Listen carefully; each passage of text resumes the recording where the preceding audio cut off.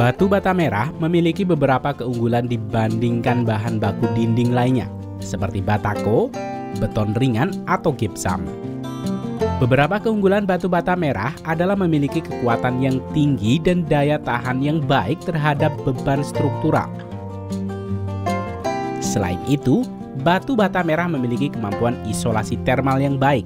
Hal ini membantu menjaga suhu dalam bangunan tetap stabil, sehingga mengurangi kebutuhan akan pemanas atau pendingin tambahan.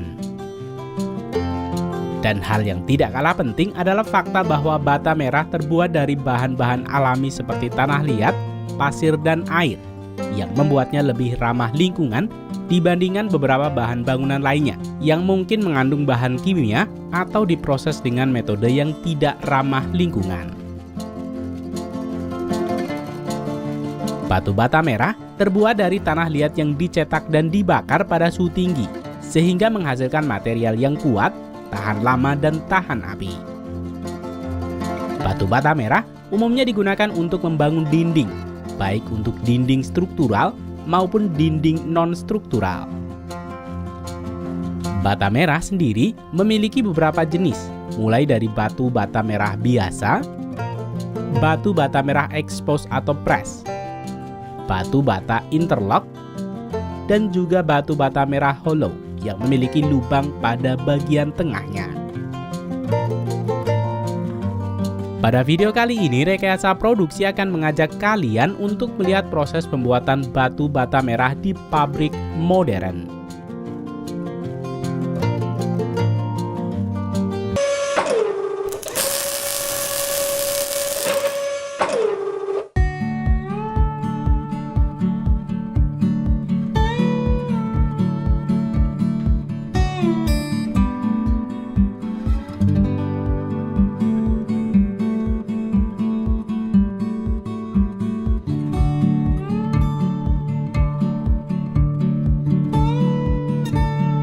Sebelum kita memasuki proses pembuatan batu bata merah, mari kita mengenal beberapa produk bata merah yang mungkin Anda masih asing. Pertama, batu bata merah interlock. Batu bata merah ini memiliki bentuk yang dapat saling mengunci, sehingga tidak memerlukan banyak semen untuk pemasangannya. Bata jenis ini juga memungkinkan untuk dipasang lebih cepat dan mudah, serta memiliki estetika tinggi. Namun batu bata merah interlock seperti ini memiliki harga yang lebih mahal dibanding dengan batu bata lainnya. Berikutnya, batu bata merah hollow. Bata merah hollow juga dikenal sebagai bata expose hollow. Memiliki wujud seperti batu bata merah press dengan permukaan halus dan padat, namun memiliki lubang-lubang di bagian tengahnya. Bata merah hollow memiliki berat yang lebih ringan daripada bata merah press biasa. Hal ini karena adanya lubang-lubang di bagian tengahnya yang mengurangi massa bata. Keunggulan ini membuat bata merah hollow lebih mudah diangkut dan dipasang, sehingga menghemat waktu dan tenaga kerja. Selain itu, lubang-lubang pada bata merah hollow membantu meredam suara dan panas yang masuk ke dalam ruangan. Hal ini membuat ruang menjadi lebih tenang dan sejuk, sehingga meningkatkan kenyamanan penghuni di dalamnya. Proses awal pembuatan batu bata dimulai di sini. Umumnya, tanah ini ditambang di tempat khusus yang memiliki karakteristik tanah yang memenuhi kriteria. Tanah yang ideal dibuat menjadi batu bata adalah tanah liat. Tanah liat memiliki plastisitas yang baik, sehingga mudah dibentuk saat basah dan keras saat kering atau dibakar. Tanah liat juga memiliki kandungan mineral yang diperlukan untuk memberikan kekuatan pada batu bata. Namun, beberapa pabrik batu bata seperti ini biasanya menyimpan tanah liat mereka di area pabrik untuk mensuplai bahan baku mereka, sehingga semua proses pembuatannya dapat diamati di pabrik ini. Kegiatan ini dimulai dengan ekskavator kecil yang mengeruk tanah dan memasukkannya ke dalam bak penampung. Dari bak penampung ini, tanah liat kering akan dibawa oleh konveyor menuju ke mesin penggilingan. Sementara serpian tanah halus akan jatuh ke bawah dan dikumpulkan untuk menunggu proses selanjutnya. Sementara tanah liat dalam bongkahan yang besar akan dimasukkan ke mesin penggiling untuk menghaluskannya.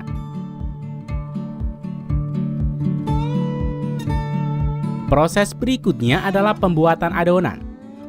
Pada fase ini, semua bahan akan dicampurkan ke dalam mesin yang disebut dengan pulp mill. Tanah liat halus sebagai bahan utamanya akan dicampurkan dengan pasir yang digunakan untuk meningkatkan kekuatan batu bata dan juga untuk membantu mengurangi penyusutan tanah liat saat dikeringkan dan dibakar. Sehingga hal ini dapat mengurangi resiko retak pada batu bata. Berikutnya, bahan berwarna putih ini adalah kapur yang digunakan untuk meningkatkan ketahanan air pada batu bata. Terakhir dan tidak kalah penting adalah air. Air digunakan untuk mencampurkan semua bahan tersebut. Jumlah air yang digunakan harus pas dalam adonan. Jika air terlalu sedikit, adonan akan terlalu keras dan sulit dibentuk. Sementara jika air terlalu banyak, adonan akan terlalu lembek dan mudah retak saat dibakar.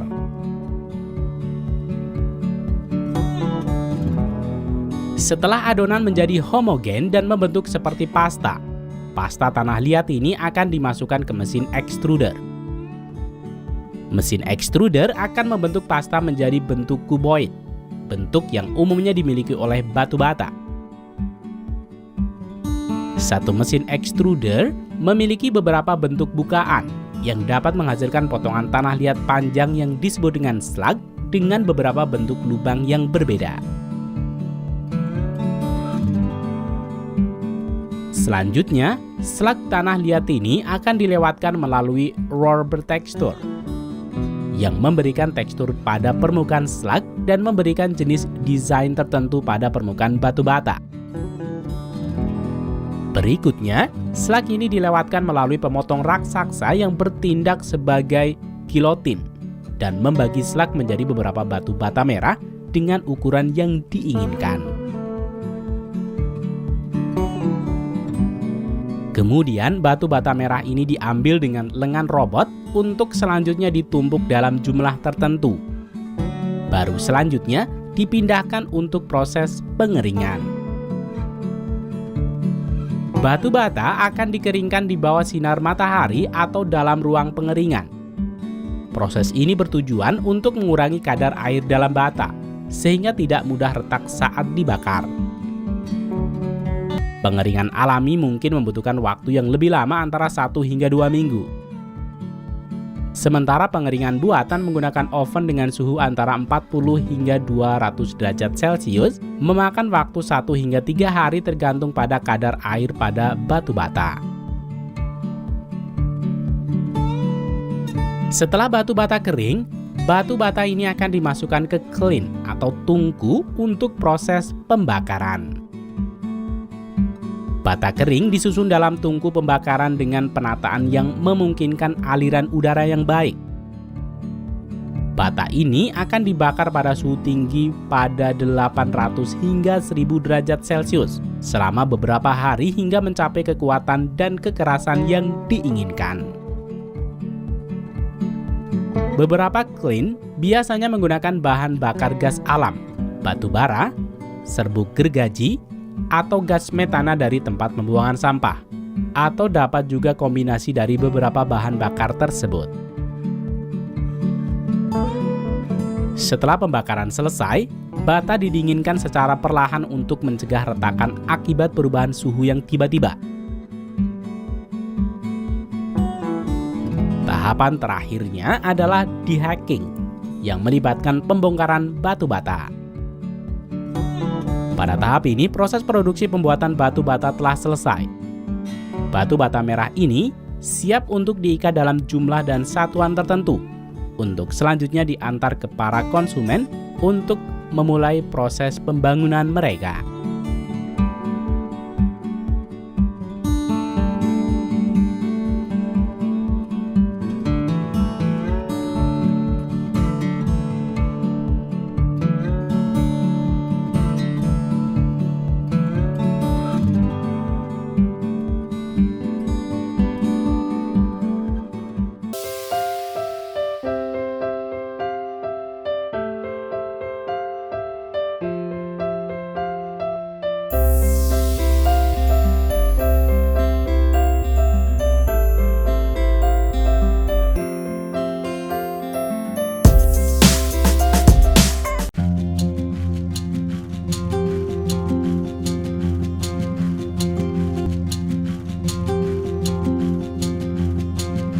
Toilet duduk keramik telah mengalami perkembangan panjang sejak pertama kali ditemukan pada abad ke-16.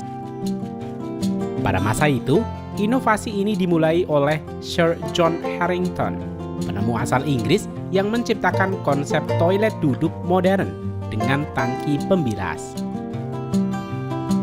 Namun, produksi toilet duduk berbahan keramik baru dimulai secara massal pada abad ke-19 di Inggris, berkat kemajuan teknologi dalam bidang keramik. Desain dan penggunaannya kemudian menyebar ke seluruh dunia seiring dengan peningkatan standar kebersihan dan sanitasi. Toilet duduk keramik menjadi simbol peradaban modern karena keunggulannya dalam hal daya tahan, kemudahan perawatan, dan estetikanya yang lebih menarik dibanding bahan lainnya. Dalam hal produksi toilet duduk keramik, Tiongkok menempati posisi teratas sebagai produsen terbesar di dunia dengan volume produksi yang mencapai jutaan unit setiap tahunnya. Diikuti oleh India yang juga merupakan eksportir utama di berbagai negara di Asia dan Afrika. Negara-negara Eropa seperti Jerman, Italia, dan Spanyol juga telah dikenal dengan kualitas duduk keramik yang berstandar tinggi, terutama untuk pasar premium. Sementara itu, Afrika Selatan mulai muncul sebagai salah satu produsen utama di benua Afrika dengan teknologi produksi yang semakin maju dan efisien. Pada video kali ini, Rekayasa Produksi akan mengajak kalian untuk melihat tahapan proses pembuatan toilet duduk keramik di Afrika Selatan yang dapat memproduksi toilet duduk hingga 1 juta unit per tahun.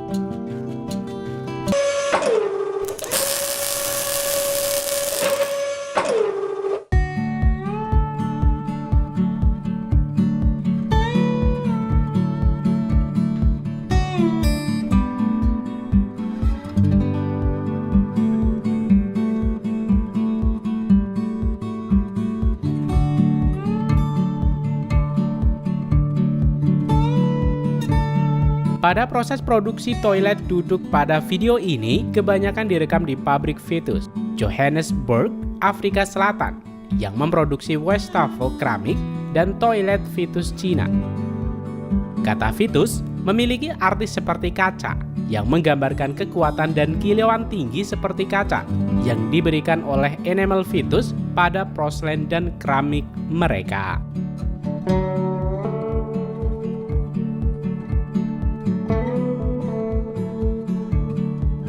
Toilet duduk secara umum terdiri dari 2 bagian. Satu mangkuk toilet atau toilet bowl, dan tangki air atau water tank, yang juga dikenal sebagai tangki pembuangan. Tangki air ini dipasang pada bagian atas mangkuk toilet. Ketika toilet disiram, air mengalir dari tangki ke dalam mangkuk toilet. Proses ini dikenal sebagai washdown, yang menyebabkan air di dalam mangkuk mengalir ke saluran pembuangan. Mangkuk toilet kemudian diisi kembali dengan air bersih. Mangkuk toilet dan tangki air dibuat dari campuran tanah liat dan mineral lainnya. Campuran ini terdiri dari pasir granit, 2 jenis tanah liat, dan berbagai mineral lainnya yang dicampur bersamaan dalam jumlah yang diatur dengan cermat. Pada tahapan awal pembuatan, bahan baku ini masih cukup kasar dan akan dikirim ke penggilingan besar yang berputar, di mana air dan komponen lainnya ditambahkan. Saat mesin penggilingan besar berputar, partikel-partikel tersebut dihancurkan menjadi bubuk halus dan membentuk adonan campuran tanah liat yang encer.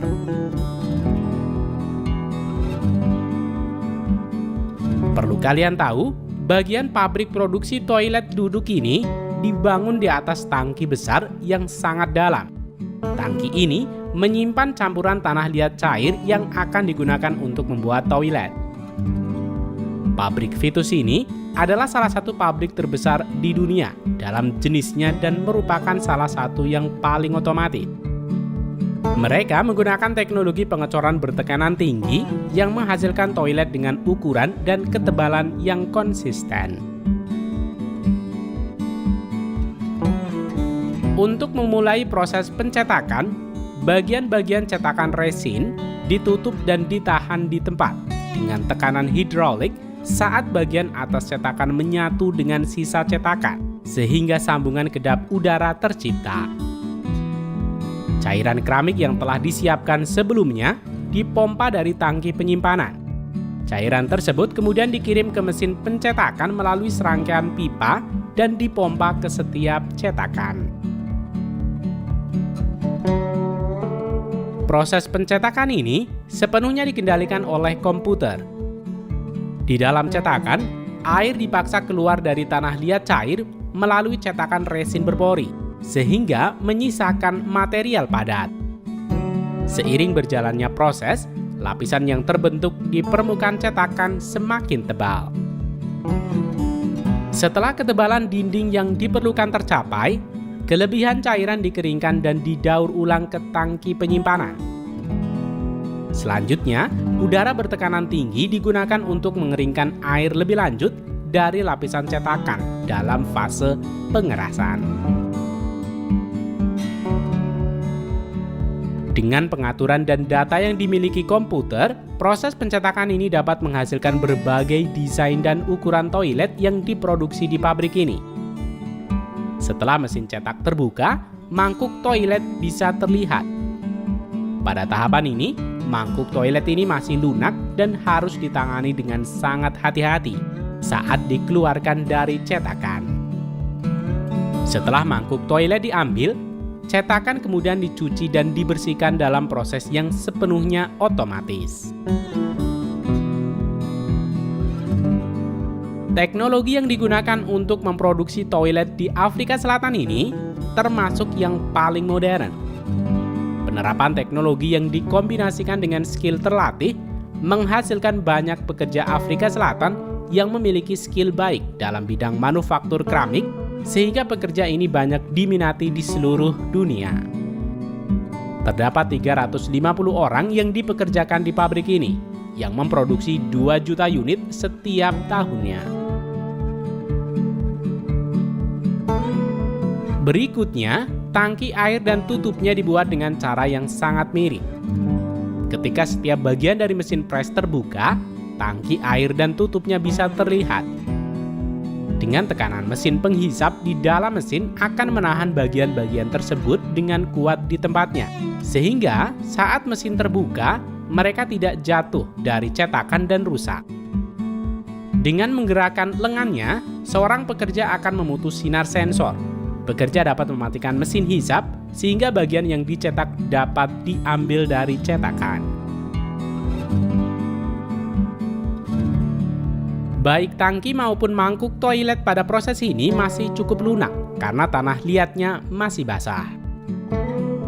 Mereka kemudian dibiarkan mengering di udara selama sekitar 10 jam sebelum ditumpuk di atas troli dan dimasukkan ke dalam terowongan pengeringan.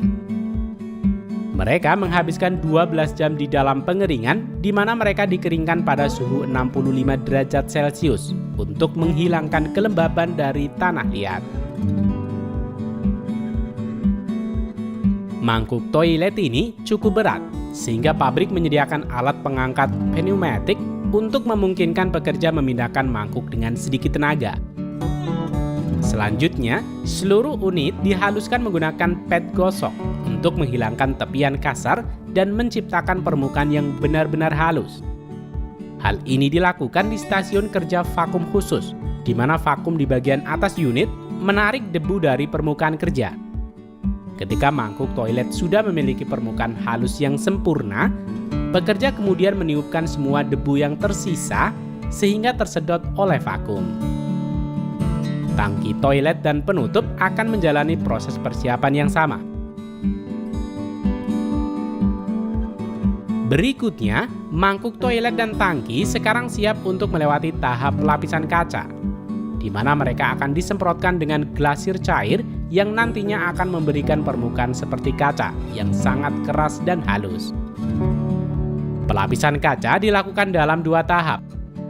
Pada tahap pertama, robot mengaplikasikan glasir pada bagian dasar dan mangkuk toilet, lalu kelebihan glasir dikeringkan.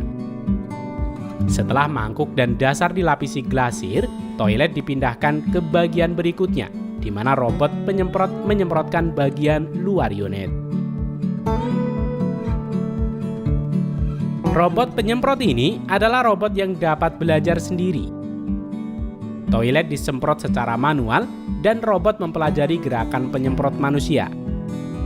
Gerakan-gerakan ini kemudian diulangi secara konsisten untuk setiap unit, guna memastikan hasil yang seragam. Setiap unit memiliki program penyemprotan yang unik. Warna toilet juga ditentukan oleh pigmen dalam glasir, tetapi warna tersebut hanya akan berkembang sepenuhnya setelah pembakaran terakhir. Sistem penyemprotan ini sangat fleksibel dan dapat disetel untuk menyemprot toilet, tangki toilet, dan wastafel dengan berbagai bentuk dan ukuran, hanya dengan mengubah pengaturan komputer. Ada 8 jalur pelapisan kaca robotik yang sepenuhnya otomatis di pabrik ini. Setelah unit disemprot glasir, unit tersebut tampak sangat kusam. Tampilan yang cerah dan mengkilap hanya akan muncul setelah item melewati tungku, di mana glasir akan meleleh pada suhu yang sangat tinggi. Unit-unit ini kemudian dimuat ke dalam kereta clean dan siap untuk dipindahkan ke terowongan pembakaran kedua. Setiap kereta akan menghabiskan 12 jam di dalam tungku dengan suhu 1200 derajat Celcius yang akan dicapai untuk melelehkan glasir dan memvitrifikasikan badan keramik. Setelah proses pembakaran kedua selesai, unit keramik keluar dari sisi lain terowongan dengan tampilan yang sangat mengkilap dan permukaan yang sangat keras. Pada tahap ini, toilet kini siap dipasarkan dan disuplai sebagai unit terpisah atau sebagai satu set lengkap dalam kotak yang berisi mangkuk toilet, tangki air, serta dudukan toilet dan instruksi pemasangan. Selain digunakan di Afrika Selatan, toilet yang dibuat di pabrik Vitus ini juga diekspor ke Eropa dan berbagai wilayah di Afrika. Item dikemas sesuai dengan kebutuhan pelanggan dan dikirim ke tujuan akhir mereka.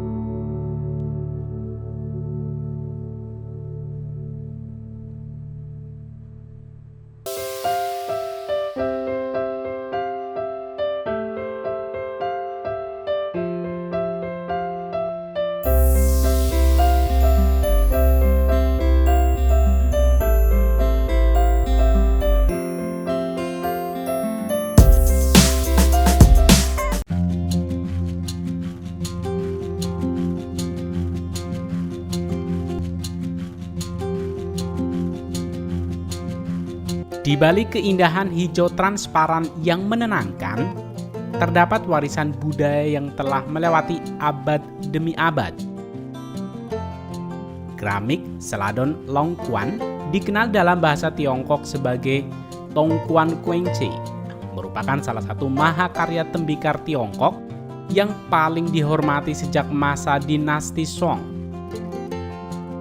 Dengan permukaan mengkilap, berwarna hijau giok, dan kejernihan seperti es yang meleleh, Seladon Longquan tak hanya dihargai sebagai wadah, tetapi juga sebagai simbol keanggunan dan warisan estetika Timur.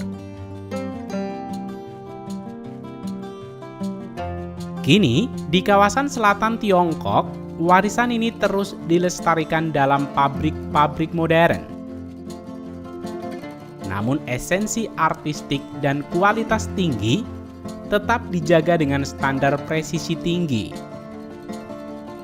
Dalam video kali ini, Rekayasa Produksi akan mengajak kalian untuk melihat bagaimana keramik Celadon Longquan diproduksi di pabrik modern dengan kombinasi teknologi dan keahlian tangan yang cermat.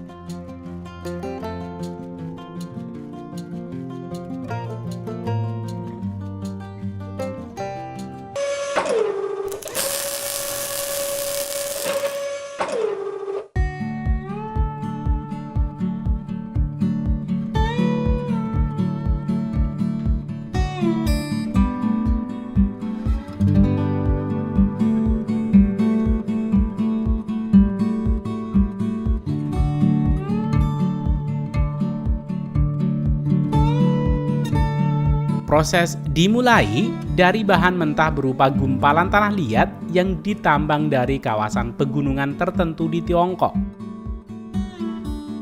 Tanah liat ini dipilih karena memiliki kadar mineral yang ideal, lembut dan tahan suhu tinggi.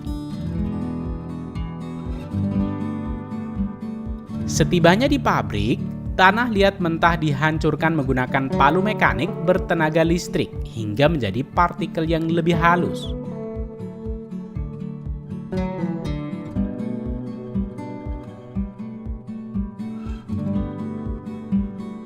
Selanjutnya, tanah liat yang telah dihancurkan dicampurkan dengan air dalam tangki besar dan diaduk secara merata.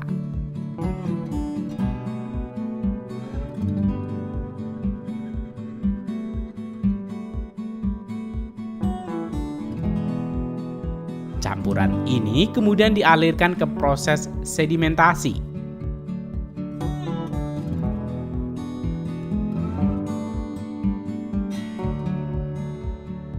Di mana partikel berat akan mengendap dan air kotor dibuang.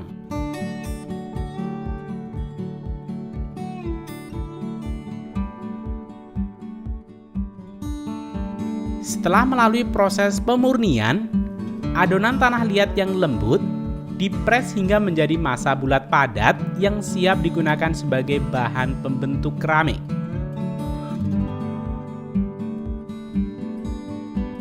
Dari sini, adonan tanah liat akan dibagi menjadi dua jalur produksi. Jalur pertama adalah adonan padat yang akan diproses dengan mesin pres menjadi tabung panjang. Jalur kedua adalah adonan yang dicampur kembali dengan air untuk menghasilkan cairan slurry dengan konsistensi terukur. Slurry inilah yang akan digunakan dalam metode cetakan tuang. Di jalur slurry, cetakan dari beton atau semen yang tahan panas dijajarkan dalam barisan panjang. Cairan slurry dituangkan hingga memenuhi seluruh rongga cetakan. Setelah didiamkan selama beberapa menit, cairan berlebih yang belum mengeras akan dituangkan kembali ke wadah penampung.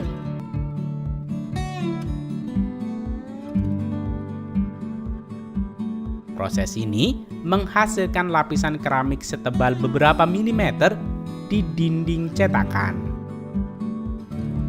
Setelah kering sebagian, cetakan dibuka dan bentuk dasar seperti vas atau kendi akan muncul. Sementara itu di jalur pres, tanah liat padat dipotong-potong sesuai ukuran. Dimasukkan ke dalam cetakan piring atau mangkuk.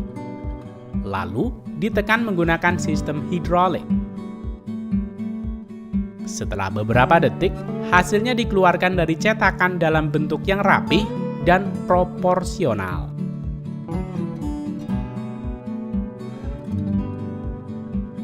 Seluruh bentuk mentah ini kemudian diletakkan secara hati-hati di rak pengeringan khusus. Proses pengeringan ini berlangsung selama beberapa hari, tergantung suhu dan kelembaban ruangan. Tujuannya adalah mengurangi kadar air dan mencegah retak saat pembakaran. Sebelum masuk ke tahap selanjutnya, setiap keramik diperiksa manual oleh pekerja terlatih untuk memastikan tidak ada cacat bentuk atau retakan awal.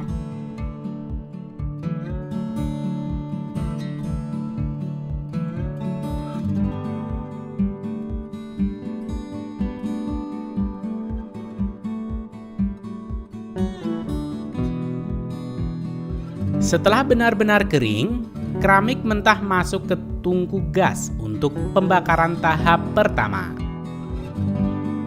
Proses ini dikenal sebagai biskuit wiring yang dilakukan pada suhu sekitar 900 hingga 1000 derajat Celcius selama 6 hingga 8 jam. Di tahap ini, air sisa di dalam tanah liat sepenuhnya menguap dan keramik mulai mengeras seperti batu, meskipun tampilannya belum mengkilap. Keramik yang telah dibakar akan berwarna merah kecoklatan, menunjukkan keberhasilan proses awal. Setelah dingin, mereka siap untuk menerima glasir khas Celadon.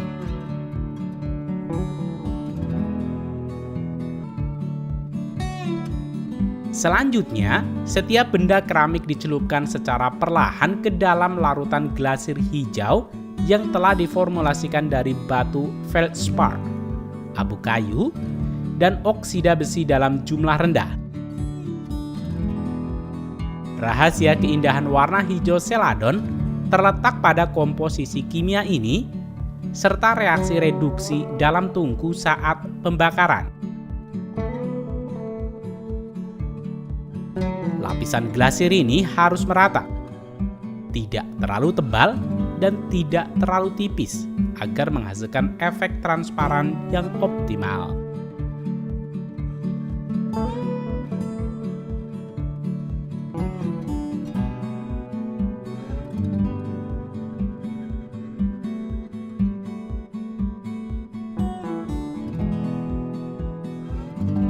Setelah pengeringan glasir, keramik masuk ke pembakaran kedua, yaitu glass wiring.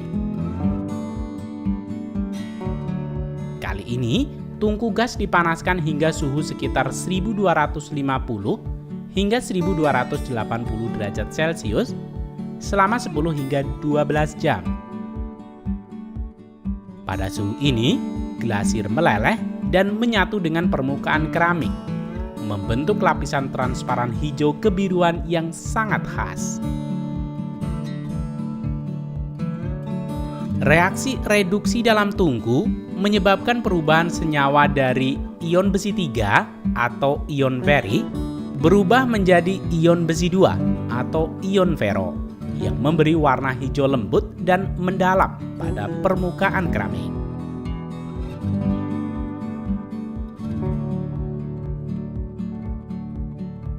Setelah proses pendinginan alami, keramik akan dikeluarkan dalam kondisi mengkilap, kuat, dan siap disortir.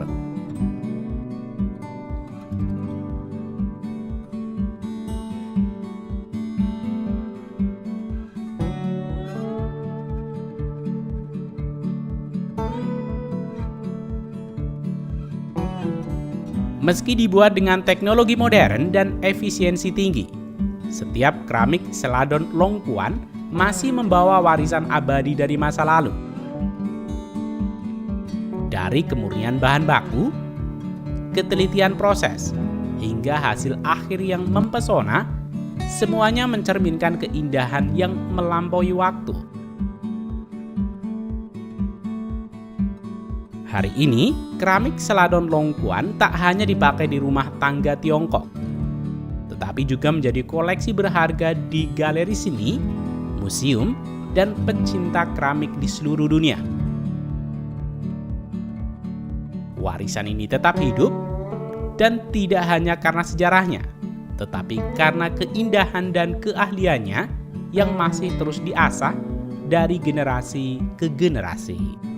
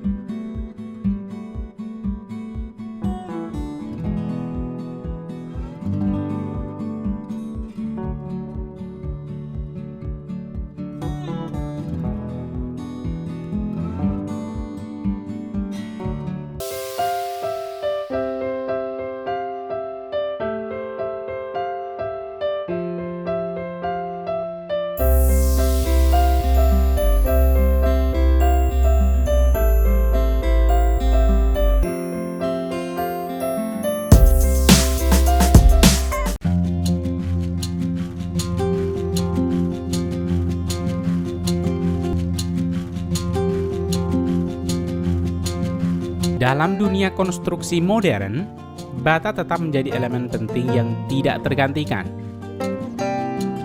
Mulai dari rumah tinggal hingga gedung pencakar langit, bahan ini menawarkan kekuatan, keandalan, dan fleksibilitas dalam berbagai lingkungan.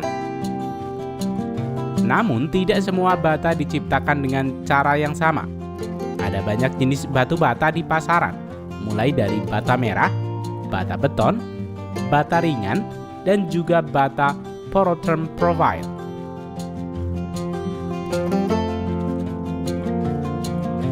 Perlu kalian tahu, bata porotherm profile adalah jenis bata inovatif yang terbuat dari tanah liat dengan rongga-rongga udara di dalamnya.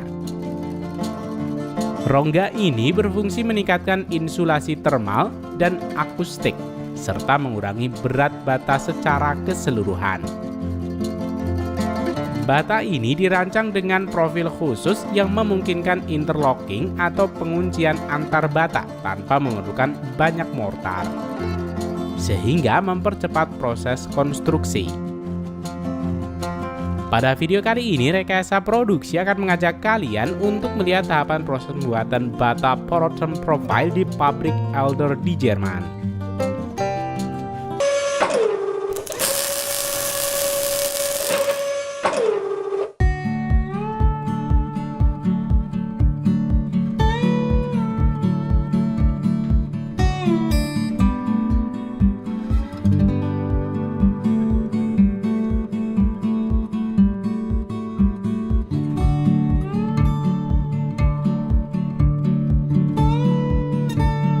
Proses ini dimulai dengan pemilihan bahan baku berupa tanah liat berkualitas tinggi yang kaya akan kandungan lempung. Bahan ini diambil langsung dari tambang terbuka milik Elder di Freital, Jerman. Tanah liat ini merupakan produk alami murni yang telah diuji untuk memastikan konsistensi dan kualitasnya. Setelah ditambang, bahan baku disimpan di tangki penyimpanan khusus untuk menjaga kelembabannya. Proses ini penting untuk memastikan bahan siap diproses lebih lanjut. Kemudian bahan baku dimasukkan ke dalam pengumpan untuk dihancurkan dalam beberapa tahap.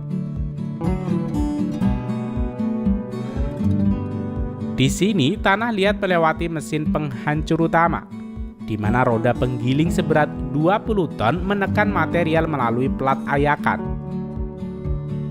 Proses ini menghasilkan ukuran butir yang lebih kecil. Setelah itu, tanah liat diproses lebih lanjut melalui penggilingan kasar dan penggilingan halus, hingga ukuran butirannya mencapai maksimal 1,1 mm. Ukuran ini sangat penting untuk memastikan kualitas produk akhir. Setelah dihancurkan, bahan baku direndam dalam tangki lumpur selama 5 hingga 7 hari. Proses ini bertujuan untuk memastikan bahan dasar memiliki tingkat kelembaban yang merata. Sebelum melanjutkan ke tahap berikutnya, bahan baku diambil sesuai kebutuhan menggunakan penggali rantai ember. Untuk meningkatkan sifat termal bata, bola-bola styrofoam kecil ditambahkan ke dalam campuran. Saat proses pembakaran nanti, bola-bola ini akan menguap, menciptakan rongga kecil yang berfungsi sebagai insulasi termal tambahan. Bahan yang telah siap diproses dilewatkan melalui alat penghancur tanah liat untuk membuatnya lebih gembur. Kemudian, bahan dipanaskan menggunakan uap air, dan udara yang terperangkap di dalamnya dikeluarkan menggunakan sistem vakum.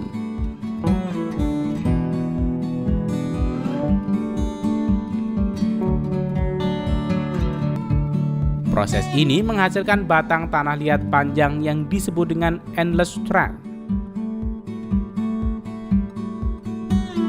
Batangan ini kemudian dipotong menggunakan pemotong otomatis sesuai dengan ukuran dan format bata yang diinginkan. Bentuk dan penampangan bata ditentukan oleh cetakan khusus yang berfungsi sebagai bentuk negatif dari produk jadi.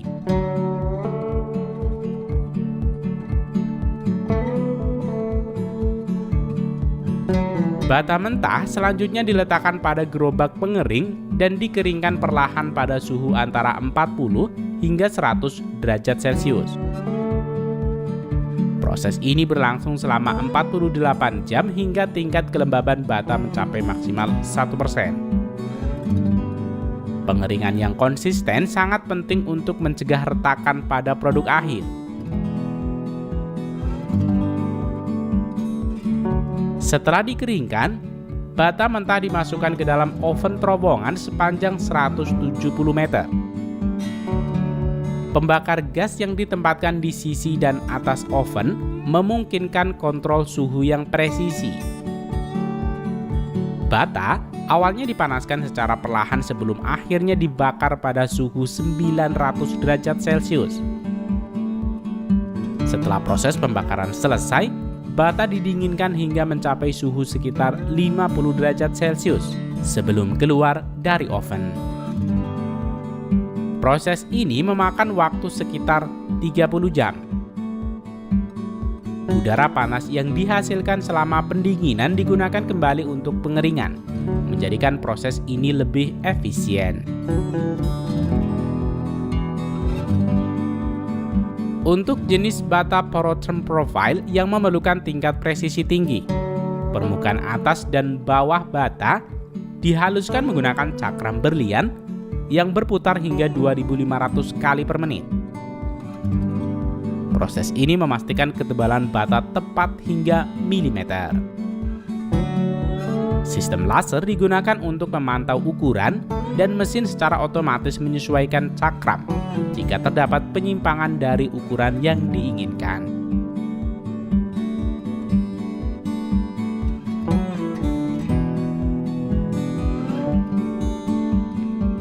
Bata yang telah selesai diproduksi disusun dengan rapi di atas palet menggunakan alat penjepit otomatis. Lapisan plastik melindungi bata dari kelembaban selama pengiriman. Perusahaan batu bata Elder menggunakan truk modern yang dilengkapi derek untuk memastikan bata dapat diturunkan dengan mudah di lokasi konstruksi. Proses pengiriman biasanya hanya memakan waktu beberapa hari, memastikan bahan siap digunakan oleh para kontraktor.